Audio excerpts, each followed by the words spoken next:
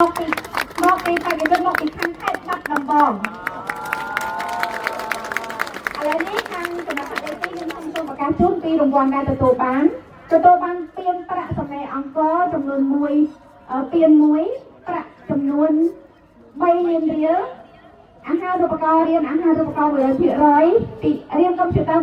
100% ពីវគ្គឬក៏ផ្ទេរទៅឲ្យមនុស្ស2នាក់នៅសាលាបាក់ទុក IT សៀមរាបបន្ទប់ស្នាក់នៅសង្ឃាគារអង្គរទាំងធរាមួយបន្ទប់ចំនួន2យប់កាតាឡុកជាសៀវភៅ5ក្បាលពីសារមន្ទីរសសរសៀវភៅ1ក្បាលពីលោកជំទាវបណ្ឌិតសទីកាភឿនសក្កណានិងសៀវភៅ4ក្បាលពីលោកស្រីហួតសុចិតាកញ្ចប់រង្វាន់2គឺ5មីក្រូហិរញ្ញវត្ថុអម្រិត1កញ្ចប់រង្វាន់កញ្ចប់រង្វាន់ពីក្រុមហ៊ុនទឹកពិសាវីតានិងកញ្ចប់រង្វាន់ពីក្រុមហ៊ុនខាងខេត្តបាត់ដំបងចំណុចថ្នាក់លេខ2អាយុក្រោម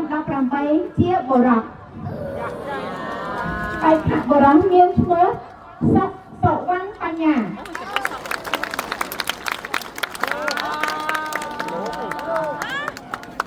នៅទេបញ្ញា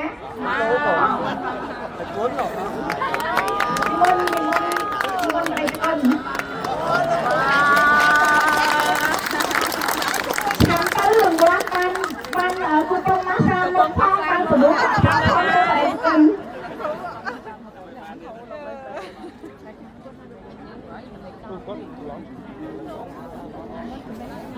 ខ្ញុំចាំបានទៅចានេះខ្ញុំសូមរំលឹកឯកឧត្តមយិតច័ន្ទដារតចាពីខាងអប្សរាអាញាធិបតីអប្សរា24កក្កដាប្រគល់ជាតំណាងទឹកប្រាក់ចំនួន3លានរៀល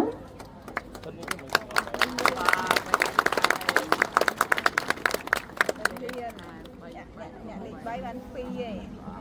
2បាន3មិនទៀត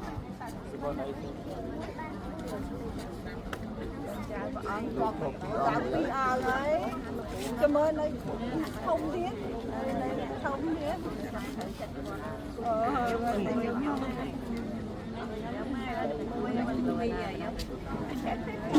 ឡូវនេះយើងខ្ញុំសូមបន្តទៅកាន់បេក្ខជន JDP ចំណាត់ថ្នាក់លេខ1មកពីខេត្តកណ្ដាលបានទៅលើឈ្មោះមុនទៅលេខ1កណ្ដាលចានៅក្នុងនេះគឺយើងប្រកាស18ឆ្នាំចុះស្រីក៏ប្រុសបើស្រីខ្ញុំទៅកណ្ដាលបេក្ខជនជាបុរសដដែលហើយនេះខ្ញុំសូមប្រកាសជូនពីបានពៀនហើយ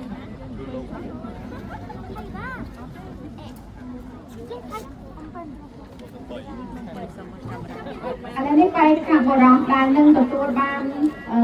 រង្វាន់ចំណាត់ថ្នាក់លេខ1នឹងទទួលបានរង្វាន់មានដូចជាពានមានសម្លេងអង្គរ1ប្រាក់ចំនួន5លានរៀលអាហារូបករណ៍កុំព្យូទ័រ 100% 2វគ្គឬក៏ផ្ទេរទៅឲ្យមនុស្ស2នាក់នៅសាលាបាក់ទុក IT សៀមរាបបន្ទប់ស្នាក់នៅសង្ឃាគារចាអង្គរទាំងធរាមួយបន្ទប់ចំនួន3យប់សៀវភៅកាតាឡុកចំនួន3ក្បាលពីសារមន្ទីរ